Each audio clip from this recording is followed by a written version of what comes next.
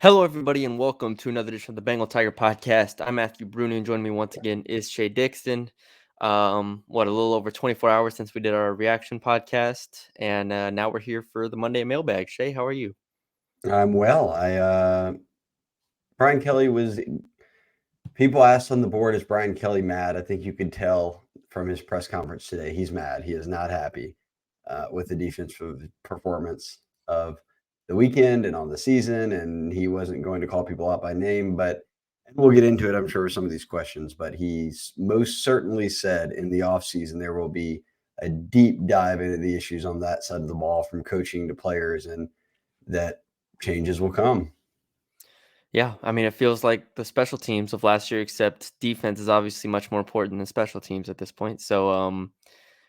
Yeah, I mean, we have plenty of questions. I already skimmed through them, like you said. We'll get into the defense and every crevice and every hole people have questions about, so we can just jump right into it. There's no real injury updates besides Jayden Daniels, obviously, who Well, is that's dated. that's the biggest one.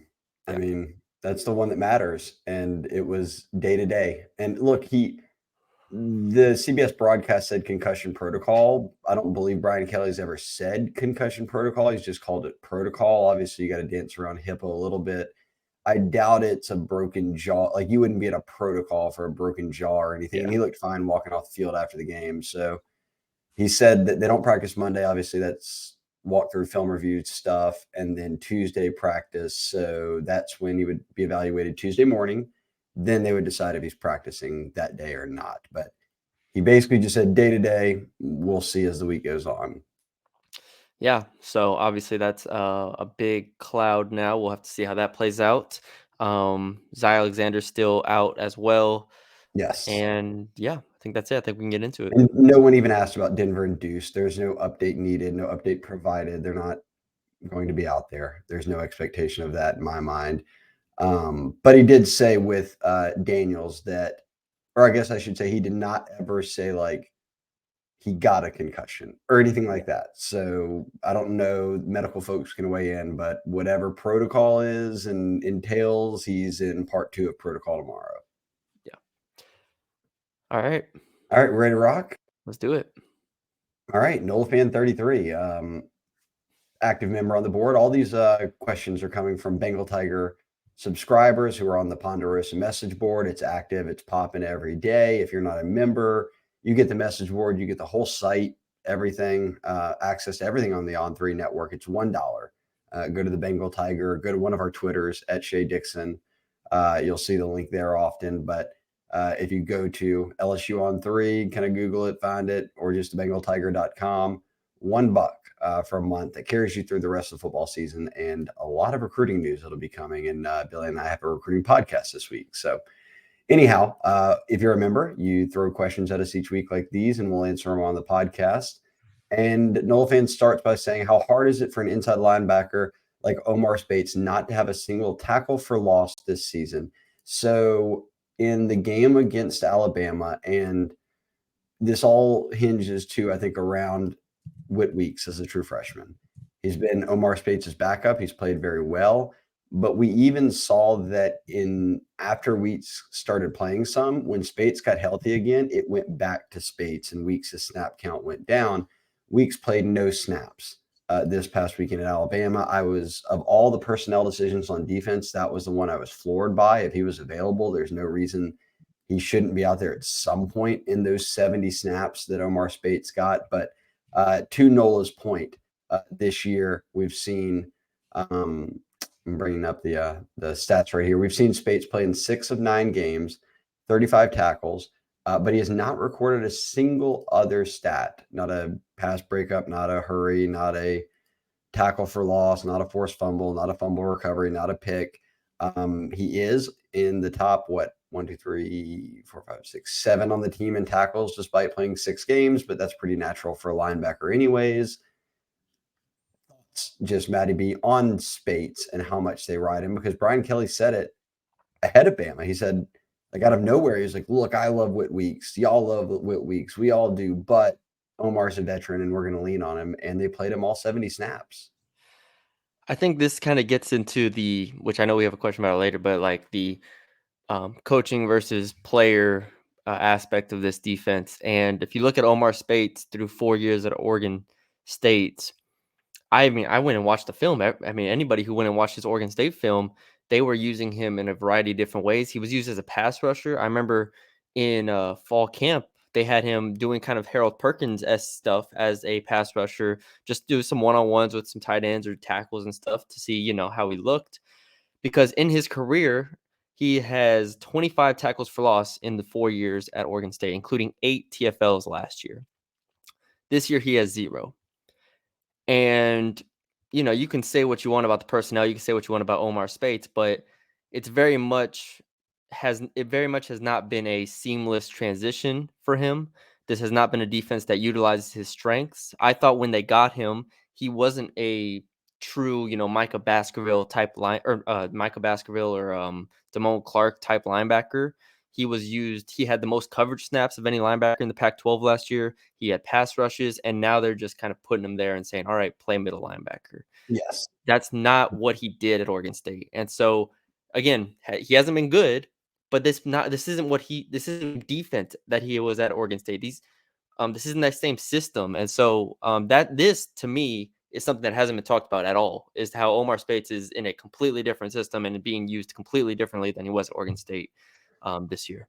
So it's not that Omar Speights is bad. It's that they're not using him in the way that he is used to being used across 4 years of becoming a college starter and all Pac-12 performer. Yeah, and you can say, okay, well, he's not good enough at, playing inside linebacker, which he's going to need to be if, play at the NFL or whatever, like if that was his goal. But for a college linebacker at Oregon State, it was pretty highly rated in PFF's coverage grade last year. He had a ton of snaps there. He got in the backfield a lot because he was used as like an attacking type player. So that's where I thought they were going to use him going into the year. If you go read my transfer analysis on him, and now they're just putting him there saying, all right, go be a middle linebacker. And it's similar to Harold Perkins. He's not, that's not really what he does. So it's just an all around mess. Does PFF let you see, like, for a player the entire year, what their coverage versus run versus pass rush? Has he had a single pass rush this season? That's a good question. I'd have to look that up. I'm sure he does at some point on a blitz. Okay, yeah, he does. I can look it up from this game. He had 70 snaps, 35 in run defense, 31 in coverage, 4 as a pass rusher. So he's even getting pass rushing. He's just not getting home to anybody. Yeah, and the way that he's used in coverage even is different here than it was at Oregon State. It's just such a different defense. I wish I had the transfer analysis story in front of me, but it's it's just a different world. So again, you can be mad at Speights and whoever else, but this is very much between him and Perkins. This year has gone very differently than I expected to go in how they're used. Spent a lot of time on that question, but yeah. Yeah, it's all good. And Nola asked on defense next season, what guys do you think might need to be upgraded? He says there's guys that are out of eligibility. Obviously, Andre Sam's a safety, Omar Speights at linebacker, Ovia Gofu as an edge rusher. He threw in Guillory. I'm pretty sure Guillory is only a redshirt junior. You have to factor in COVID, so he could come back, but he also doesn't start. He's more of just like the nose tackle. Yeah. Let's presume guys like Wingo are gone. He said everyone else is fair game. Is there just I know corner is going to jump out. They're just going to have to figure that out. I don't know if it's Toviano and Stamps. I don't know if it's Sage again, because Sage has eligibility. I don't know the answer there. I would hope that you're finding better production there no matter what the route is. But when he says upgraded, to me that means you're upgrading in terms of somebody else coming in, right? Okay, so then that wouldn't be corner. I don't think corner or I would take upgrade. Like if Toviano ends up being a full-time corner and is very good, I would consider that safeties. An upgrade. But I think if he's okay, yeah, I just don't know how to approach the upgrade part of the question. Okay, well, let's think of it about like this. On the D line, Savion Jones, Mason Smith could both be, but will most likely both be back. Wingo gone, so that upgrade part is out of the equation, anyways, and he's very good. D end is very tough for me to say. I know people love to hate on Savion Jones. I'm not the most sour on him. In fact, he's got more production than a lot of guys do on this front seven. Yeah. So,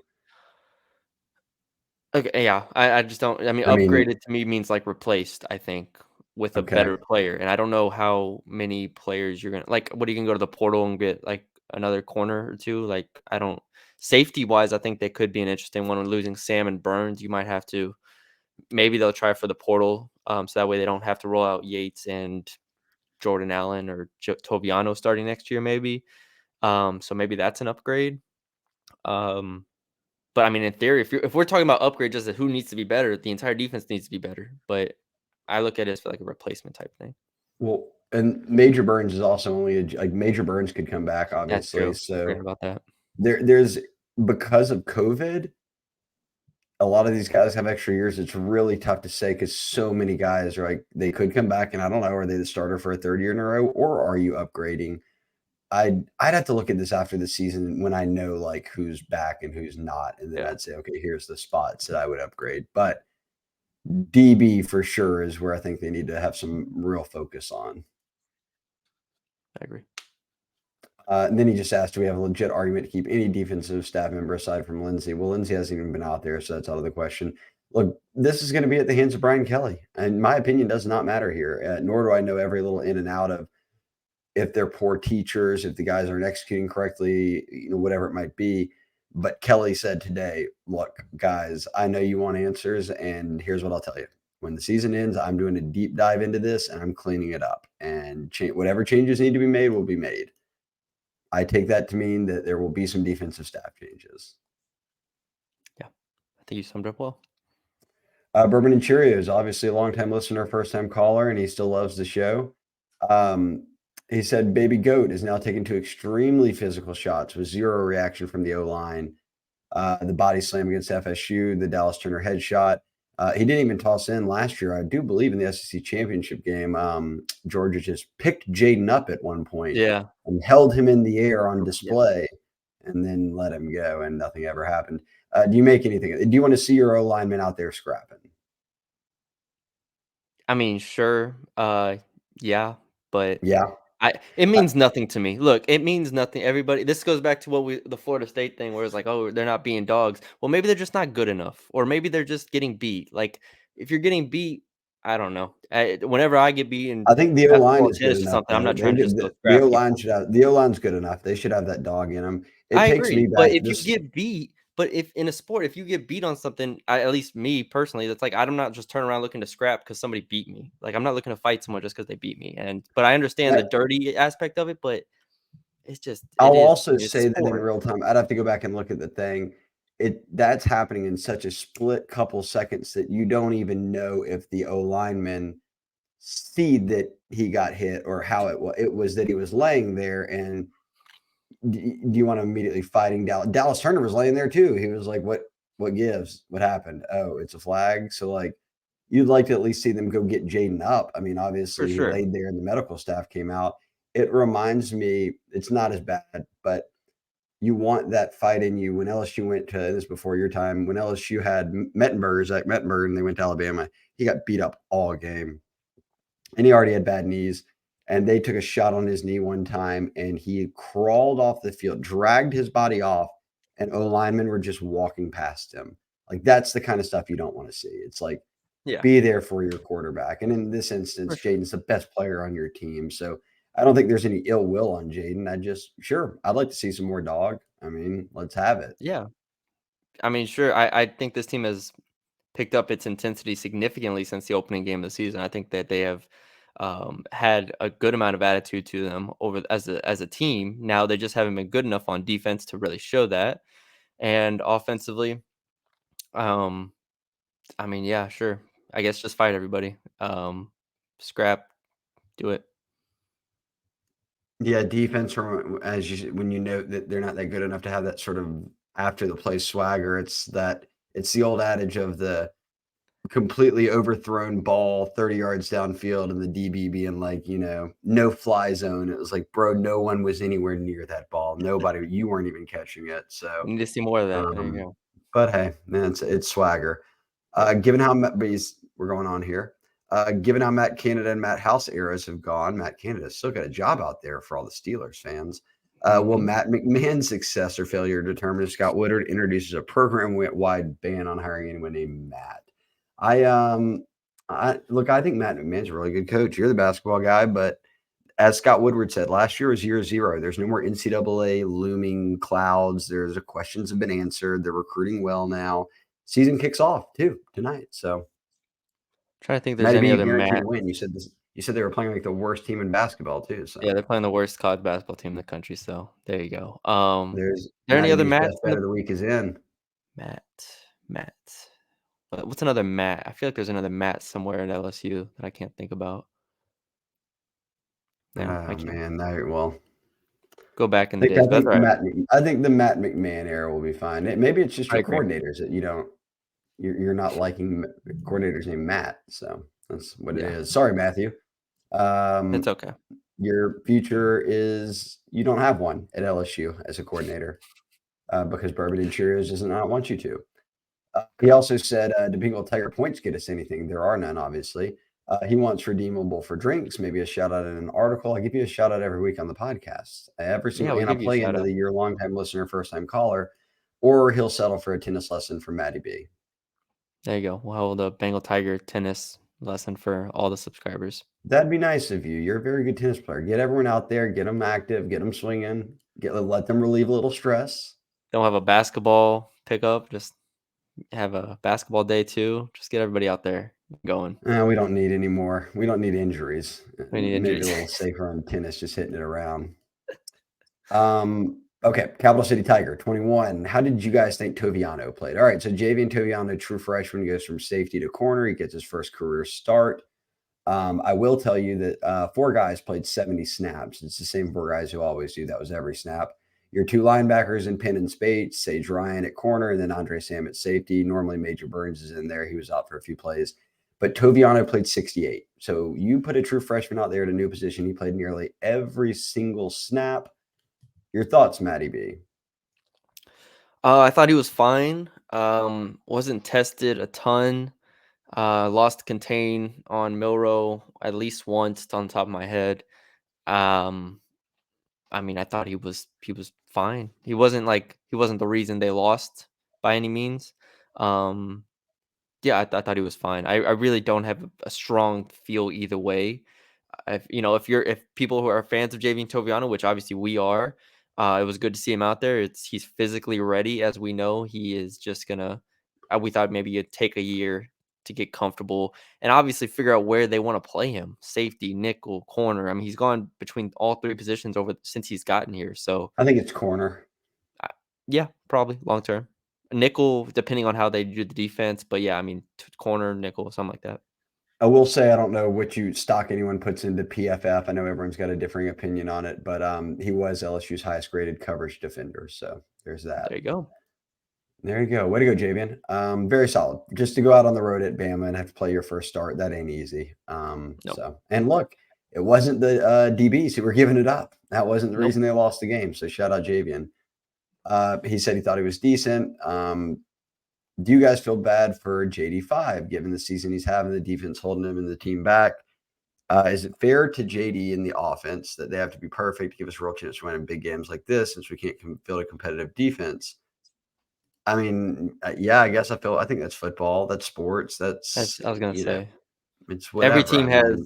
Yeah, I mean every team has the short. I mean Caleb Williams, Michael Penix. You go down the list of. USC's defense is awful. They fired Alex Grinch. Yeah, I mean it's kind of just sports for me. If there's a basketball team Yeah, that can't there's a get lot the of job, basketball teams who know they have to put up 115 a night to win. yeah. If there's a baseball team that can't pitch, you got to hit. It's just kind of sports for me. So, but sure, I mean I feel bad for him because it would be great if he was undefeated and winning the Heisman this year. Yeah. And I feel good for him that he's had the success he's had. Yeah, he's That's been great for awesome. them. Yeah. His draft I stocks went way up. I mean, he'll be feel good. happier for him than I feel sad for him. Yes. I think he's having a great year, and the offense has been awesome, and the play calling has been great, and all that. So everything he's responsible for has been very excellent. But he did ask, is this more to blame on defense? Is this house or the DC coaches, or is this players?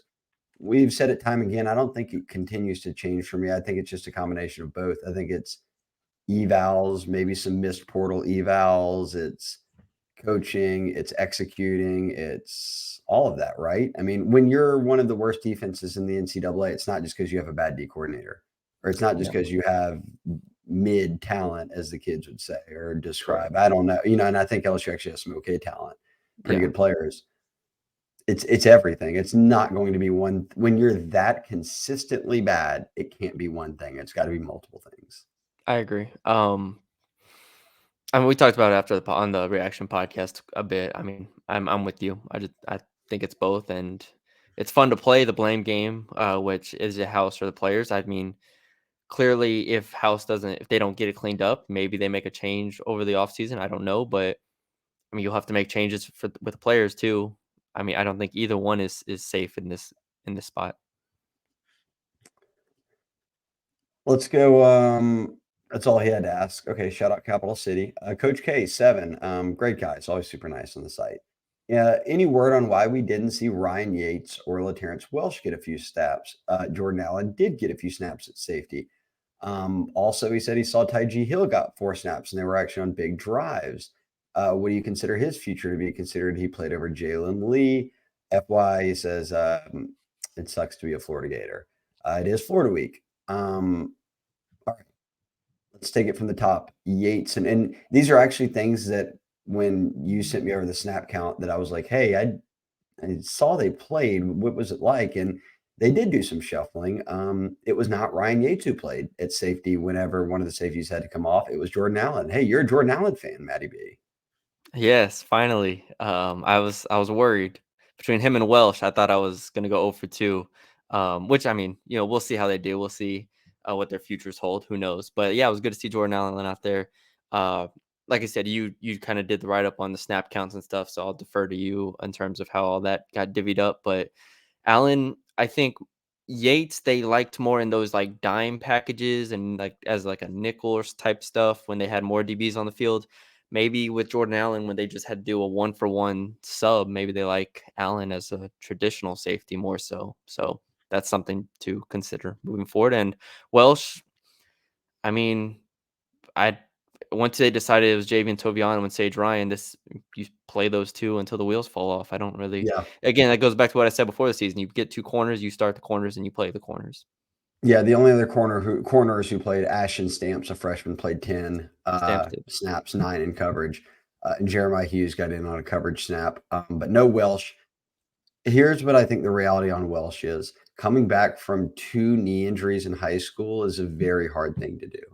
And he was healthy a year ago, but he was on special teams. Being a starting corner is just asking a whole different level of being able to turn and run and do these things that while he's a great athlete, coming back from, we see it with Mason Smith, 1 knee injury is tough to come back from. 2 is a lot, especially when you suffer them in high school. So we'll see what the future holds there. But I think that's kind of a reason is what Matty B said, even in the offseason, they're going to pick a couple of guys at corners and stick with them. And while they've been different guys in the actual games, they pick their 2 and they just stick with them. Yeah. Besides Ole Miss, where that was besides Ole Miss. That was just they scored Tygee Hill. Tygee Hill. He played over Jalen Lee.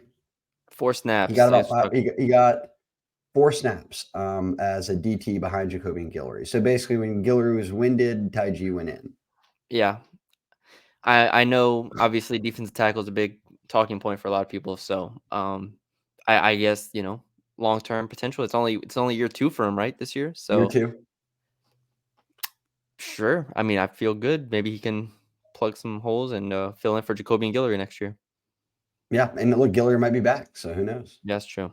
Still Richard Jr. Like I said, so much the roster is going to be quite fluid this offseason because they are going to be much closer. They are at that 85-man limit, so they'll have to do some balancing. But good. Shout out to Tygee Hill. I mean, it's nice to see guys get into the game we don't get to see very often, even if it's just a little bit. Gulf Coast Tiger, how does Kelly sit at the press conference today and say the defense should have put a spy on Milroe and not say something during the actual game? Matty B, that was like all the rage after the presser is that he said, hey, look, obviously after watching it, we should have put a spy on Milroe. In our game thread, we're sitting there like, are they not going to spy Milroe ever? Like, what's happening here? The frustrating thing is this isn't like a team spying Jayden Daniels. Because with LSU, they, obviously Daniels can beat you with his arm. Jayden would just throw it all over you. Yeah, you can. The LSU offense is diverse enough and has enough variety to beat you in a lot of different ways. Alabama's offense was almost single-handedly beating LSU with Jalen Milroe's legs. Like 155 rushing yards from him. The receivers had like 8, 9, 10 catches on the game, and a couple of those were like short passes. They ran the ball fine, but they weren't like ripping off runs like they were with Milroe. It felt No, like, it was all or nothing with Milroe. And if you stopped him, like the whole game plan at halftime, heck, in the second quarter should have been, how are we stopping Milroe and making him beat us with his arm, making the receivers beat us, making the running backs beat us, making anybody else beat us here. And they weren't able to do that. And they didn't even try, I guess. During the game. no, that's what was baffling. And Kelly came out and said, look, we should have done it, which is better than, I know people are frustrated and say, well, why didn't you do it? At least he said it. Better than him being like, I liked our game plan. Yeah. You gave up 4 rushing touchdowns to the quarterback. And he said, look, we should have been spying. And by we, I think he means the defensive coordinator should have been spying, had someone spying. And it's not like it's not in their arsenal. The hell, that's what won them the Arkansas game against Willie Cornsby a year ago. You were facing a quarterback who's an all-state track athlete coming out of high school in Texas. You knew he'd run it around, so they spied him, and it worked. I don't get why at no point they went to that question. A question that will go unanswered because we don't get to talk to Matt House during the season, so we won't have that answer. And Kelly's only going to say so much, but I'm with you. Look, they should have made Bill. I thought they would, even with deficiencies at defensive back and Toviano at corner for his first time. The too long, make Milroe beat you with his arm, and that's not like revisionist history. I thought that should have just been the plan because I said it last week. People forget a year ago when Milroe was coming into games, it was like, damn, this dude should be a running back. Nobody can bring him down. Well, he wasn't even having to do design runs. It was like you said, he would just realize, oh, look, I've got 30 yards I can run right here and do it every single time. And he's a load to bring down. And the 2 longest pass plays he had were dump offs to running backs. And you can miss me with he would have carved up the defense. I saw him when there was no one even in the vicinity, and he threw it 20 yards over the player's head on a walk-in touchdown on what should have just been a little dump off play. So yeah, I have no clue why they didn't, at the point they realized he's just going to run all over us, that they didn't spy him. But what can you do? LWT. What do you think about Ella? Is who is asking the question? It's not an acronym for anything cool. What do you think about LSU not selling out to stop the run, being that it was Bama's strength? Should they have made Milroe beat him with their arm, even with a DB situation? I guess I gave my 2 cents. Matty B, your thoughts in general on just sell out to stop the run? This is a team that was almost at 70% running the football clip going into the game. Yeah. I'm just looking at it. Jason McClellan ended the game with 4.5 yards per carry. Roydell Williams got going a bit in the second half, 9.3 yards per carry. I honestly don't think their traditional run defense was even that bad. Honestly, it was just kind of Milroe. Milroe's designed runs for one, and then his scrambles, obviously. So the scrambles, like I said last podcast, kind of caught me off guard, but you still should have had a plan in place to adjust for that. The lack of adjustment is what is concerning to me. But yeah, I think you summed it up well overall on the last one. Mason Cox, do you believe it's personnel or the players on defense? We kind of touched on that. Will it be improved next year? Matty B, your gut. I mean, you have Can't to be think, worse. right? Can't be worse. No. That's People my are going to be like, official well, it statement. can't be. You could be 130 out of instead of 100. Well, I guess, yeah, but it's not going to. It will not be worse next year. It'll be better. It won't be worse. It won't be worse. It can't be worse. You can put that on a shirt. I'll buy it, man. It can't be worse. I mean, I don't know. Well, you've lost your best starting D lineman, you lost your best DB, you lost your best corner, and you're already talent deficient. It's not going to get worse than that. Yeah. So, yeah, I think it will be Every improved transfer corner you took is unavailable. These are the worst things that can happen. Yeah. So, I do think it will be improved next year. How much?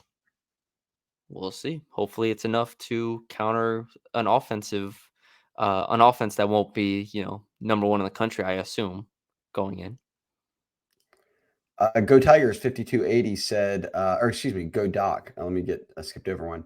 Possibility of some coaching changes occurring prior to the conclusion of the season. I would say very low. Yeah, I mean, you would know better than me. I would say very low as well. I mean, he's going to hand. I mean, we saw coaching changes last season. They came after the season. yeah, it feels like Brian Kelly's very much an after the season type coach because, I mean, like Alex Grinch gets fired from USC. I feel like it has to be almost mutual in a sense whenever that's the case. And I don't feel like Matt House, Brian Kelly are at that mutual point. I feel like they're both working really hard to fix this and try to get this team to 10 wins, which is still a possibility. And if you go 10-3, if you're Brian Kelly, you're happy, right? Obviously, USC is probably already past the point where it doesn't matter what they do the rest of the year, they're not going to be happy, and that's an unsolvable situation, salvageable situation. But I think Matt House and Brian Kelly are going to try to fix this thing for 4 more games, hopefully, and whatever happens after that, I think then they assess it. Salvageable. Or you could just fire some. You could pull a Dion and demote Sean Lewis, That's your offensive crazy. coordinator, mid-season, despite the fact that Sean Lewis is one of the best offensive coordinators in the country. You could go that route, which is absolutely wild. I think that's some of the wildest, all this Colorado stuff that's come out, everything, Dion winning, them losing, the watches, the stuff's getting stolen from the locker room, the hype videos. Demoting Sean Lewis is wild to me. Yeah, I don't even can't fathom that one. Daddy ain't happy with how he's using his son at quarterback. That's what they said on the TV. Yeah, probably right. That was the scoop. Anyhow, moving back to LSU. But no, I think it's after the season. And Kelly even said today, my goal is beating Florida, beating Georgia State, beating Texas A&M, getting ourselves in a position to get a 10-win season, and I will fully evaluate everything once the season ends. So I trust that to be the case. Go Tigers 58-80 now, just 2, he said, for us. Should most of the draft-eligible defensive players, particularly on the D-line, return to get into offseason with an actual D-line coach before going pro? And he asked about Lindsey's biggest recruiting task. I don't even know if Lindsey will be here, so that's a different question altogether.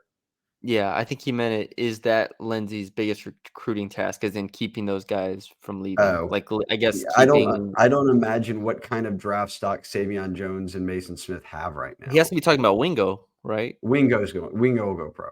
Wingo's gone, but that's okay. Yeah, so then it's Smith and Jones and Gofu's out of Correct. years. So then it's Swenson's a junior, Shan and Swinson technically. aren't going pro. Yeah, so and especially with the NCAA cracking down on 2-time waivers, all these transfers you got, you're stuck with them unless they You boys are graduate. stuck unless they graduate. Unless they graduate. And I say stuck. I think Swinson could be a decent player. I think Shand has been solid. So I don't want to say those guys have been bad, but yeah, this is now that the NCAA has decided that about the transfers. It gets very interesting. You can't Jefferson is out of eligibility, I guess. Yes, I don't think the only guy who should be entertaining going pro is Wingo. Yeah. So it is interesting though, because now I'm still on that transfer portal thing. Now you can't just take 20 transfers and hope 5, 6, 7 of them work out, because then you're stuck with the other 13. And this is just a general college football thing. So I'm interested to see how that changes things moving forward. The next question he asked, I think, is a good one. No one's brought it up yet, not on the podcast at least. Mailbags. If the playoff was not expanding next year, goes from 4 teams to 12 teams, would there be more cause for concern with the immediate future of the roster? My thinking, he says, is the roster is a work in progress, but it should be in competition to compete next year for a playoff spot. But if it was only 4 teams, it'd obviously be a longer shot. I wrote about this on Sunday. This is something LSU fans should be excited about. Everyone is way too focused on, well, the SEC is about to get even tougher with 14 teams in Texas and OU. LSU schedules a non-con game every year. They just played Texas non-con. They beat them. They had OU on the non-con schedule coming up. It got canceled because OU's joining the conference. They'll play them next year. They play USC in non-con next year. Like every year, they are playing someone Florida State this year, very good to open the schedule. Like adding 2 more teams to the SEC that are good at football doesn't do anything for me. You're still only playing 12 games. I don't even care about adding another SEC one to it. It is what it is there. The expanded playoffs will do it. It does it for me from a perspective of a this like razor thin margin for error disappears. You can lose 2 games in the SEC, not win the SEC West title, not even play for the SEC West championship or SEC championship, and probably get into a 12-team playoff because it'll be the What highest rated team from each conference and then the highest rated teams from there. for instance, Ole Miss this year, if they lose to Georgia and they win the rest of their games, they're probably finished the year what 10th, 11th, 12th in the country, something like that. So Yeah. they might be, something like that where they're on the margins where you don't have to be perfect and you lose if you're Ole Miss, you only lose to Alabama and Georgia as your 2 games. You There will be 2-loss SEC teams getting into the playoffs, Yeah. 100%. Well, especially if the Pac-12, whatever happens there, and they drop it down another conference championship spot down to like 5 instead of 6. It's another spot. So I agree. But as far as the question goes, do I think there would be more concern if it wasn't? I mean, no, because the standard at LSU is the standard at LSU, and the standard is to win a championship. I said this going into the year. I said after year 1, from this point out, the standard is to win a championship. So every decision has to be made with that in mind. The standard isn't to make the playoff like you're Oklahoma and get your brains beat out by 30. So I don't. I mean, I guess sure because you'll be in the conversation, but I don't. Again, maybe y'all can correct me. I don't think LSU is just happy being in the conversation with being a top 10 team. Like they're But at least if you're working on a limited roster, I guess he's saying, and I agree with him, you have okay. a better shot to get into a 12-team playoff than Okay, yeah. 4, and then anything can happen, right? It's Yeah.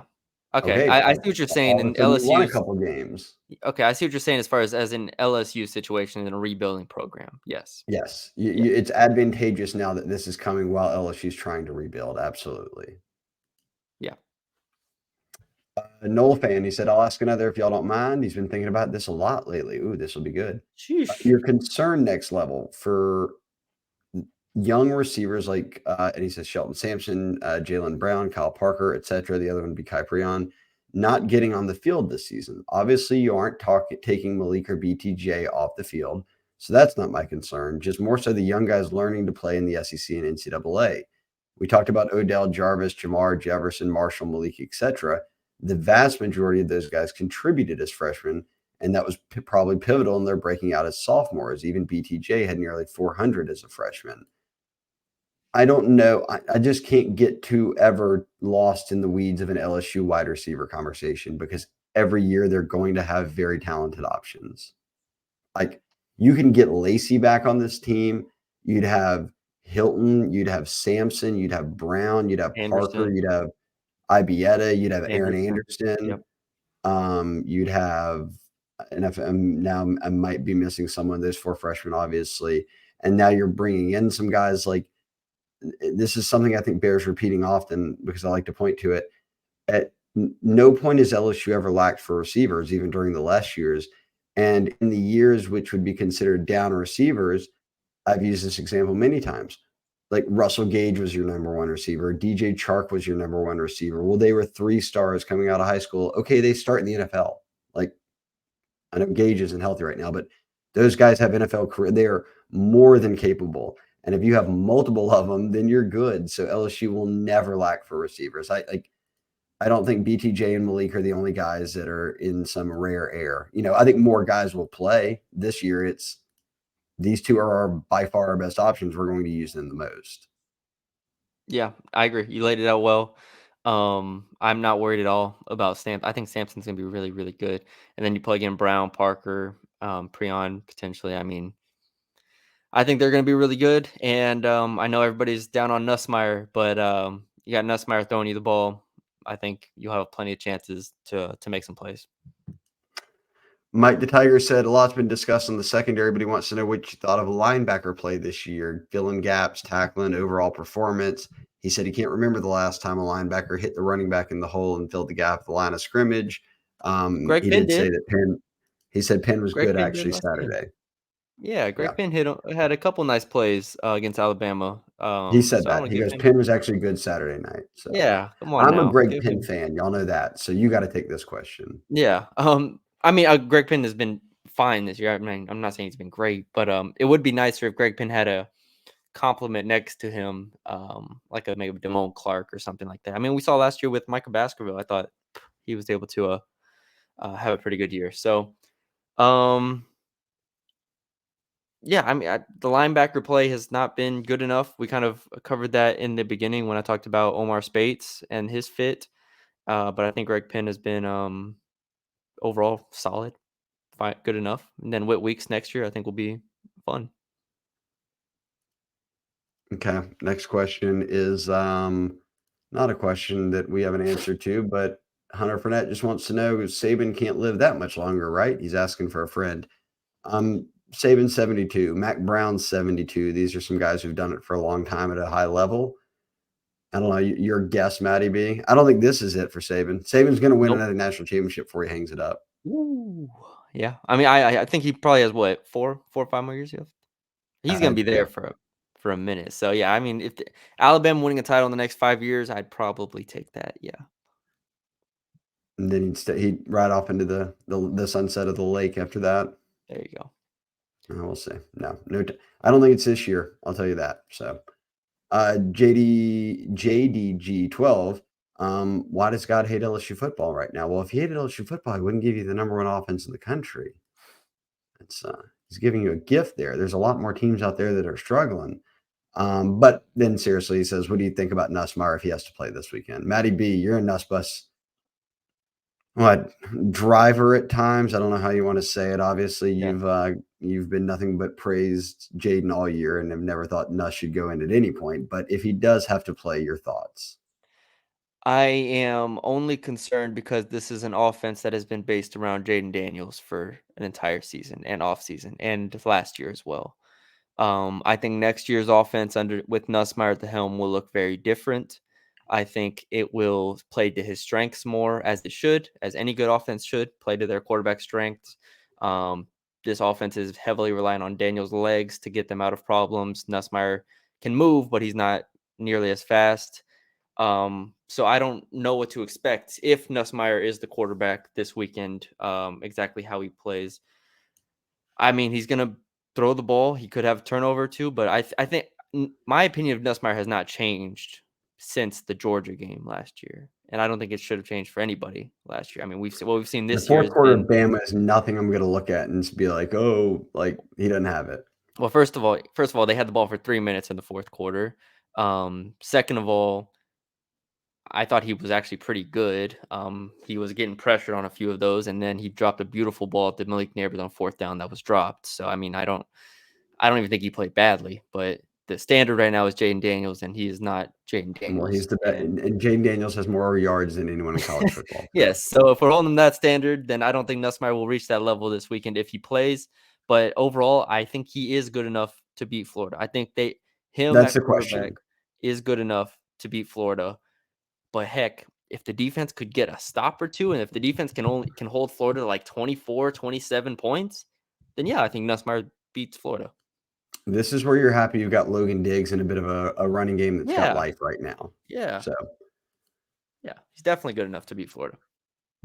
Houston Tiger 21 asked, do you think the Bama game sealed the defensive staff's fate? How many do you see being retained for the next year? We've talked about this a good bit already now. But yes, I think that from how Kelly talked today, there are changes coming, and it was almost as if that was the final straw type thing. Not that the results continue to look the same. If that's the case into November now, then yes, the changes are coming. And I'm not sure how many. I mean, that's all up to Kelly and what he views as the biggest deficiencies. What bowl game do you see LSU landing at? That's impossible for me to say because I think they're knocked out of New Year's Six contention now. So Let's you're see. I'll probably I just pulled up a bowl projection. well, the latest bowl projections have LSU versus Notre Dame. Okay, well I see another one that says LSU. Is this today's? I don't know. LSU versus North Carolina State. There's one. Yeah, give me Notre Dame. I mean, what if it's like LSU versus? Yeah, I mean, I would love Notre Dame personally because we're here for content, and that would give us content. But LSU versus like a Wisconsin, Miami, North Carolina, I think would be interesting. Kansas, throw them in there. LSU versus Kansas, I'm here for it. LSU versus like Utah, maybe. All sound like fun matchups to me. Oklahoma, Yeah, I think they're not that'd going be to a good put game. SEC on SEC with Yeah. SEC next year coming up.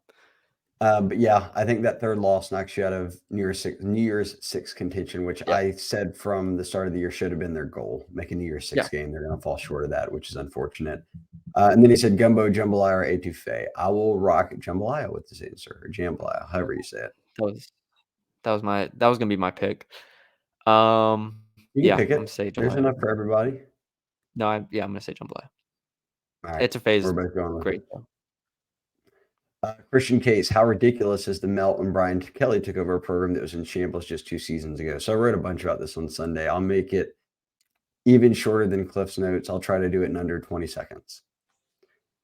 LSU, when Brian Kelly took over, was a program that had gone back-to-back 500 regular seasons. It was the first losing season, including that bowl game when John Trey Kirkland, a wide receiver, started at quarterback, the first losing season since DiNardo in 1999. He had 38 scholarship players. If you were to have, we've talked about this before, Matty B, if you were to have said, I will give you a head coach in Brian Kelly who's got a great win percentage, one of the most experienced coaches in college football, 30 plus years as a head coach. And within the first 2 years, 1 year you'll potentially have double digit wins both years, 10 plus wins, 10 wins.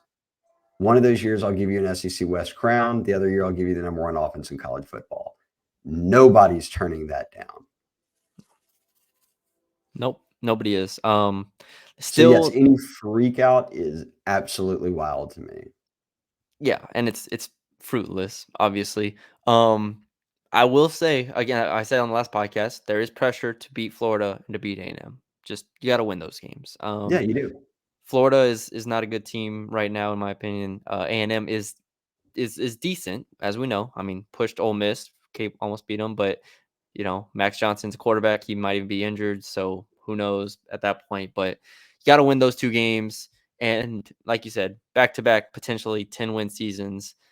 I mean, there's really again, you want to win championship, you want to get to the playoff, yes, but you got to take steps to get there, and I think this is still a step. And Brian Kelly said it today.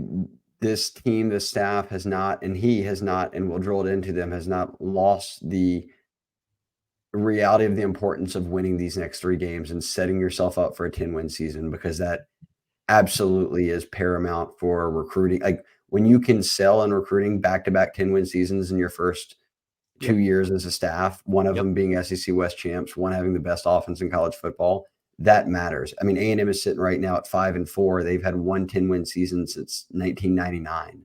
And 10-win seasons are the mark of, as Brian Kelly said today, it's good to great to elite. You get to 10-win seasons, you're passing up good. You're moving into great, and you're trying to get to elite, and you have to continue to make those steps. So every game right now is very, very of the utmost importance to get a win, and they'll be favored at home in all of them. Yeah. What was it? 2 more. Mike the Tiger did want to come back and say, Mike the Tiger 10. Matty B, your first experience in Tuscaloosa. What did you think of the game day experience? Well, the in-game experience was awesome. I mean, the stadium's awesome. The lights are awesome. I think the crowd is awesome. Just the overall environment was really, really cool to be in. You know, I didn't hit the overall tailgating scene much. I walked through it, saw people and everything. It looked very lively, very active, as you expect from Alabama, LSU, and all these schools. So overall, positive experience. And I'm glad I got to be inside of Brian Denny one time. Yeah, the in-game experience there always draws pretty good reviews. People get mad at the piped-in music. They prefer just a band or something like that, but it provides for an entertaining look. They put butts in the seats and also helps when you win games, and that was a big one. But Yeah, I didn't even think about that when the game was it going on. makes it a cool experience, I guess. Yeah, that's a good point. I didn't think about that when the game was going on. Yeah, people get mad at piped-in music. They don't want it. Last one here, Cairo 1989, finishing in under an hour. Impressive stuff by me and you. I had to Mostly lock it me. up. I had to lock it up relatively quickly. Mostly impressive by you for locking it quickly. Has the defense lost faith in House? No, I don't think so either. but I mean, I don't know. When I watch a game, I you look at the effort, yes, and I don't think the effort has gone away. I just think players are either not put in the right position or not unable to execute. I mean, we've seen Yeah. there's so many whiff I would think tackles. I mean, they just don't. They're I just would not good think that enough. yeah, player frustration, wouldn't it come more with yourself? Like, if you're playing really well, you're not frustrated with House, you're like, "Damn, these other guys aren't executing." If you're the one who's missing tackles and getting your ankle broken and all these different things out there and are playing a bad game, you don't turn around and get mad at your DC. You're like, "I played terrible, like, God, that sucked." Yeah, and at this point, most of these guys are veterans to the point where they have been in college football long enough to where it's not a maturity thing to me. It's not a faith thing to me. This is being unable to execute. I think that's pretty straightforward. And then he asked last one, "How's the locker room with 3 losses all at the hands of the defense? There might be some looks coming from the offensive players." There could be, but look, again, these guys are all there for each other, and it's not like team talk or locker room. I mean, they wanna see the defense go out and ball. They want them to have big plays. They celebrate together when they win. I don't think it's one of those things where anyone on offense is, like, beefing with the defense. It's just like it is what it is. These guys have played football all their lives. I'm sure at times they've been on the other end of it where it's like, I'm a Yeah. receiver, but our offense stinks and the defense is really good. And, man, we can't get it going. And you don't get mad at the other side because of it, or, you just get upset with yourself. I think this is way more on the defense having to just have a confident mindset that they can go out and do it. Yeah. I mean, every year we probably see what a handful, like 3, 4 teams maybe in college football be like, all right, man, that team maybe quit. Like that maybe that team is going through it or something like that. And that's the what Southern Miss this year, when they lost 55-3, they were really going through it. Just those are the type of teams. This is not a team that's 6-3 with still goals ahead of it. Um, and you're going to play Florida. You still have A&M on the schedule. Like there's still real. Those are rivalry games. Those are big Yeah, games for players and for and coaches. Kelly said that he was not worried about the locker room one bit. And I guess they haven't lost back-to-back games. Well, yes, I guess Georgia, A&M, Oh, but yeah, then they won Purdue. But I think that they come out and want to get that taste out of their mouth and do that this weekend with a win over Florida. yeah. I really feel confident in that. I mean, you I talk don't think about you talk about headspace. LSU has to be in a much better headspace than Florida and A&M going into the last 3 games of the season. I mean, Florida got beat by Arkansas in overtime. yeah. So I understand it's bad, and I understand LSU fans focus on LSU and they see LSU and be like, oh, things are going wrong. This is not good. A&M, Florida go down the list of teams that are in a much worse situation here than a team that could potentially go 9-3 this year. The only looks I think you'll get from offensive players is go back and find the post-game celebration video at Missouri where all the defense was dancing and rapping and cutting up, and then they pan over and Jayden Daniels is, like, getting his jersey cut off him basically, and it's just like, Bruises everywhere. "Alright, guys, like, y'all enjoy." Like, a couple DBs didn't even have any grass on their jersey. Well, he's also old. I mean, he's what, 23 years old at this point. He's fifth Yeah. year senior, man. When you get that 23 up in age, I mean, as you know, you're here to work. Here to work. Dude, his old teammates burned all of his stuff in his locker room. You think he's beefing on the defense, right? He's been He through loves it way here, man. worse. He He's been loves it. through Yeah, way he's been through worse. some stuff, man. He's been through some stuff. But all right, that's it. Like you said, less than an hour. Less than an hour. Boom.